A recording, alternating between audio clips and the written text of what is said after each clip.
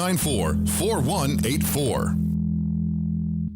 Help prevent the spread of germs. Wash your hands with soap and hot water for at least 20 seconds and always wash before you touch your face, eat, or drink. Use hand sanitizers. Limit sharing of eating utensils. Practice social distancing and avoid physical contact. Sneeze or cough into a tissue or the inside of your elbow. Avoid contact with ill individuals. An ounce of prevention is worth a ton of cure. Download the free booklet at Scientology.org/stay well.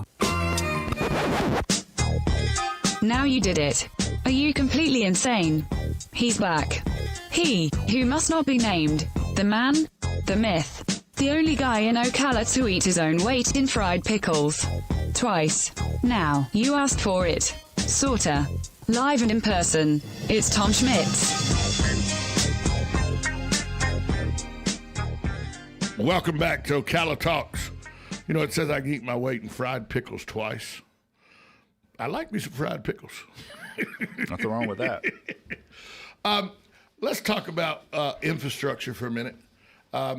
It was put on the back burner during the economic downturn of 2008 through 2012. A lot of infrastructure, a lot of people wanting the state to help them with their infrastructure. A lot of bigger players in Ocala. When you got the Jacksonvilles of the world and Miami and Tampa, Hillsborough County, all wanting their populations to their bridges to be checked and everything. Where are we in the pecking order, and what are you guys making sure that we stay visible so that they know our infrastructure is just as important as Tampa, Jacksonville's, or Miami's? Yeah, it is. When you just look at the census numbers and the growth in the state, and you look at Marion County's growth compared to anywhere else, and we're one of the top two or three. One of the number one in the top in the country. That's right. For people moving here. So that's the story we got to tell and sell, because it's not just rural Florida. We have the growth happening. You look at the distribution centers, the jobs that are coming in, and so I think right now it's the duty on all of us that serve not just at the state level but at the local level is to make sure that message is getting out there. We talked about the World Equestrian Center a few minutes ago, but that's another piece of the story. You talk about the Dollar Tree, million square foot out on 484 distribution center and all the jobs that are going to come with that.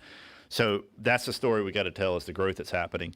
And you're right. I mean, oftentimes we're not in the pecking order in this part of the state, and I think that we've got to work to change that. And that comes with us being visible and openly, being unbashful and selling our community. Do people in Tallahassee, when you have conversations with them, do they understand the central hub that Ocala is, with Interstate 75 comes right through, U.S. Highway 301 comes right through, U.S. Highway 441 comes right through, U.S. Highway 27 comes right through Ocala. That's right. So there are different avenues for transportation. And by the way, transportation and moving of goods in Florida is a big deal. That's right. And Ocala it's almost like, I look at Ocala, and remember, when I was a little kid, I had train sets. And my dad put 4 pieces of 4x8, plywood together. So I had a big old train set.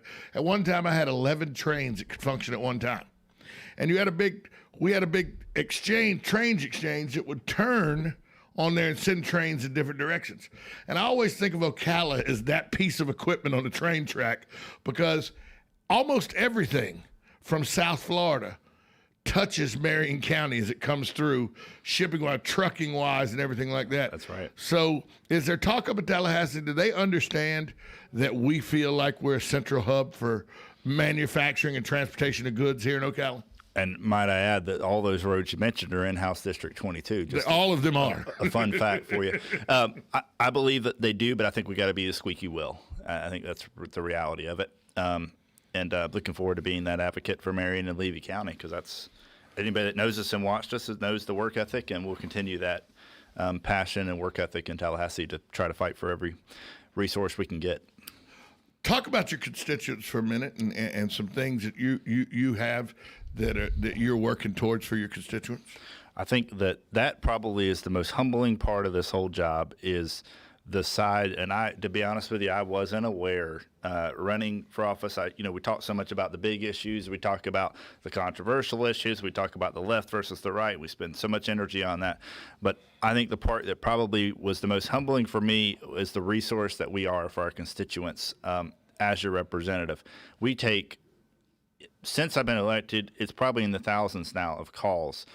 Folks that need help with their unemployment, folks that, are looking for, they lost their job and they're looking for help from local community, a local nonprofit. And might I add, we've got some of the best, I think, in the state right here in in the community foundation, some of these other really good foundations that are really helpful. And that part, just being able to help someone, it's not this overreaching, you think that it's making this call. It's really just connecting them of who to call. And that part of this job has probably been the most overwhelming, or not overwhelming, sorry, the most humbling, just to realize that the resource that you are for your community. Vaccinations, we can't schedule a vaccine for you, but we can help you know who to call. And that part, just being that resource because at the end of the day, that's the people that elected you and sent you there. And that's the people that's who it's all about. And I think that part of it, just that being that resource, is really incredible. What is, I don't want to say strange, but what's the most unique phone call or request you've taken from a constituent in the 2 or 3 months you've been in Tallahassee? Well, and I think it was warranted, but some of the calls after the January 6th riot in D.C. were some of them were strange. Just folks that were worried about martial law and very concerned, and you had to realize that this wasn't someone that wasn't. They were 100% in fear, and rightfully so in many ways. But the fear that was there, and I think that some of it was realizing how serious and concerned they were. I happened to be in the office the day that happened. I was sitting in my district office, and when the riot happened. And we got calls right away from people, what if we go into martial law, can I get my prescription drugs, and just people. And I think that day was probably the most strange day so far, just the calls that were coming in and what we were dealing with immediately. Emails. I mean, we get hundreds and hundreds of emails on issues. Sometimes it's on a bill that's going through my committee, and sometimes it's just folks that want to know that someone's going to answer them. And they're oftentimes shocked when you respond back and say, hey, I agree with you, or I'm not sure what you're talking about, but I'd love to help some more. What can I do for you? We, 2 of your constituents recently indicted, arrested in the Marion County Jail, Kelly Meggs and his wife, for what they say allegedly they did, what the government allegedly says they did on January 6th. Was it a little surreal to see 2 of your constituents as front page news and national news, seeing Denellen, and they live outside of Denellen, but was it a little strange to see, wow, these are people, and I don't know if you know the Meggs or not, and Denellen's one of those towns where a lot of people know everybody. No, I don't believe I've met them, but I think what was that day as that was going down, I was getting texts from friends of mine that I knew that were there, that had gone up for the rally, and they were, this what you're seeing isn't true, and folks that were real life were right there. And that was all that was surreal, because really there was, folks that, to your point, they got arrested from the district, but also folks are up there peacefully protesting and just happened to be in the middle of all of it. So I have a friend of mine that she's the CEO of a movie company, and I worked with her doing a movie recently. My company worked doing some editing for a movie. They were up there on the other side of the Capitol filming a rally that they were having for vaccinations. Their Health Freedom. This is a Health Freedom group, and they were up there filming at their rally. And they have video where one of their cameramen went into the insurrection, if you will, at the Capitol, and shot a lot of video that tells a different story than what the national news told as well. Yeah, we'd be shocked, right? I know you're going to be shocked, but not everything you see on the news is real. A lot of it's for ratings, and I know that's a shocker, but I wish more folks realized that, because it's these TV stations, regardless of which side they're on, are about ratings. And that's what they're about. They're all about making money, selling. How many eyes watch, so I can tell an advertiser. That's right. This is how many people watch. This is why you need to pay me the money you need to pay me. That's right. Could I take a moment to talk about vaccinations? You hit on that, and I think it's important.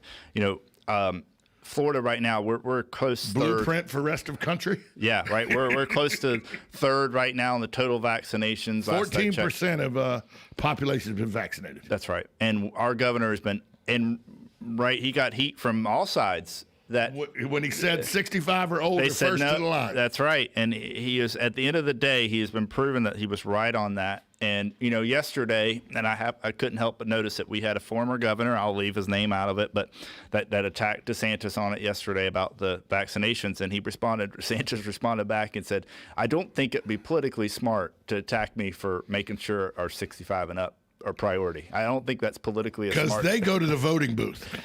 but they're the most vulnerable if you really follow what this virus is about. And I want everybody that wants a vaccination, because I think that's important to say that they want it. This is not a mandate. Everyone that wants the vaccination should be able to get it. Let's make sure our seniors are first. And I think he's done a tremendous job on that. When they say follow the science, follow the science, follow the science. Science says anybody over the age of 65, it could be a death sentence for them. It doesn't necessarily mean it is, Yep. but they're more vulnerable to it being a death sentence than people under the age of 65. So common sense, common sense. Oh, come on now. Says if they're more prone to death from this virus, they should be moved up the list. That's right. To get the vaccination. I'm not 65. I have a pretty good immune system. Now, I suffer from asthma, so I do have a pre-existing respiratory condition. But I'm not as vulnerable as, say, Joe Martone, who's over 65. Joe ain't got the shot. Only a day over 65, right, though. Yeah. But Joe got the shot, as he should. His choice was to get the shot, That's right. and good for him. That's right. I think you hit on a very good point, though. It's about that 5-letter word. It's 6 letters. It's actually a 6-letter word. Choice. CHOISE. That's right. That's a big deal to me. Me too. I mean, it's just the fact that, like there's a. I don't understand how Jerry Demings gets away with it, because there's a mandate in Orange County, and he sends his hit squads out to close businesses and fine businesses. I thought the governor wasn't allowing him to do that, but I guess Jerry does what he wants to do. So I love that I live in Florida, but I'm even much more happier that I live in Marion County. You and I both. You'll hear the discussion. I hear it a lot. The discussion of home rule. We could do a whole show on that. And there's a time and a place for local government. But the state has one fundamental job. If you look up the definition of a state legislator, and that's to regulate local government. We created the local government, and at the end of the day, we got to make sure those local governments, in the case of, and I don't know the details of Orange County, but if there's a local government that's overreaching, one of the most fundamental roles of the state legislator is to hold them accountable.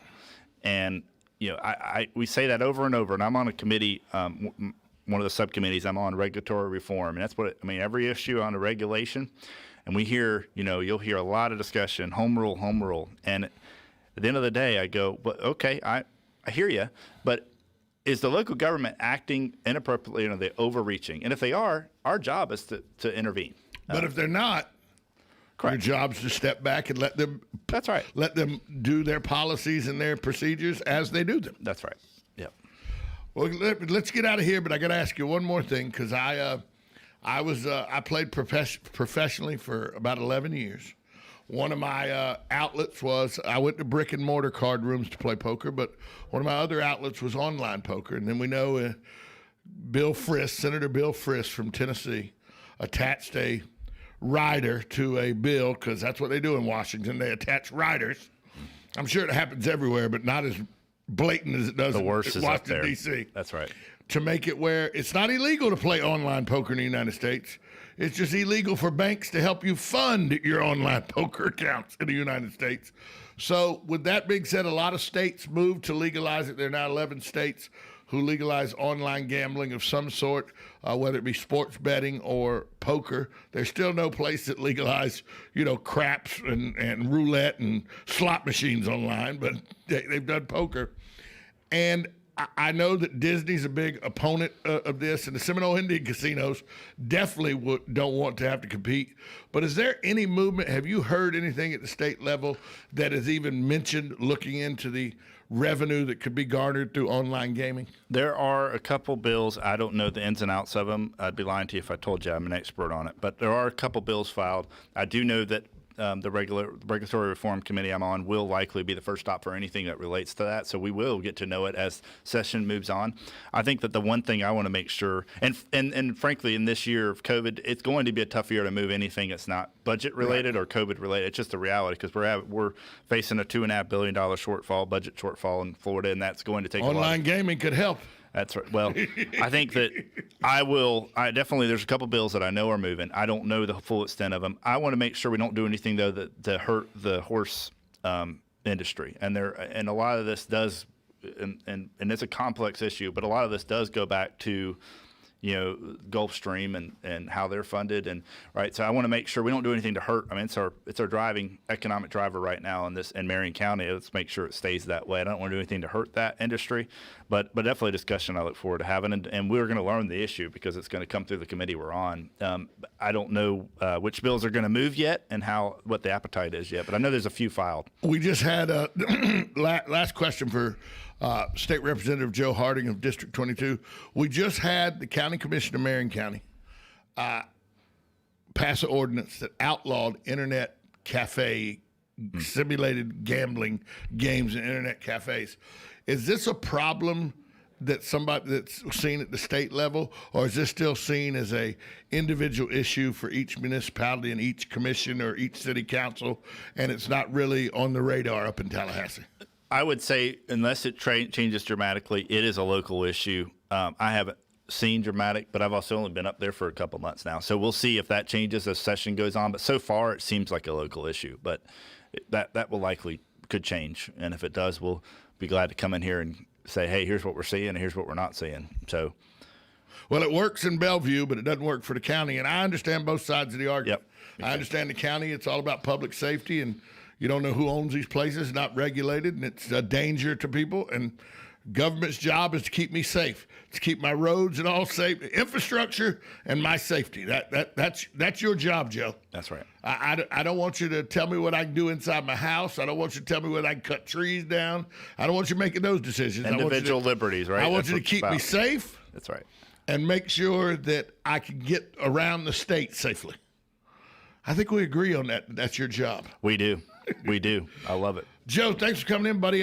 Anytime you're in town, let me know, and we'll keep people up to date on what you're doing and what's going on in Tallahassee. Thanks, Tom. Glad to come on, and appreciate the time, and excited to continue to serve as we move into session. So. Representative Joe Harding, he represents District 22, which is a section of Marion County, most of Levy, or all of Levy County, I think. All of it. It goes from, when you told me this, stretches from Summerfield to Fanning Springs. That's right. That's bigger than Marion County. And Marion County is bigger than the state of Rhode Island. It's fifth biggest county. I mean, to go from Orange Springs in Marion County to the outskirts of the county at the Citrus Marion County line up just south of Dunellen, take about an hour and 10 minutes to drive. I've done it several times. It's about an hour, and to go from way down south there all the way to Cedar Key or to Fanning Springs, hour and 15, hour and a half drive. So we're not talking about a small area you represent, and I'm sure that each pocket has its own special issues that they are just as vehement about as we are the Springs here in Marion County. That's right. Joe, thanks for stopping by. Thanks, Tom. Coming up next, we're going to take a break here real quick. We'll come up and shut down hour number 2, get you set up for hour number 3.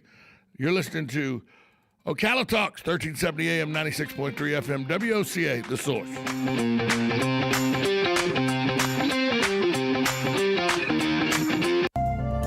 Hi, this is JP from Penn Flooring.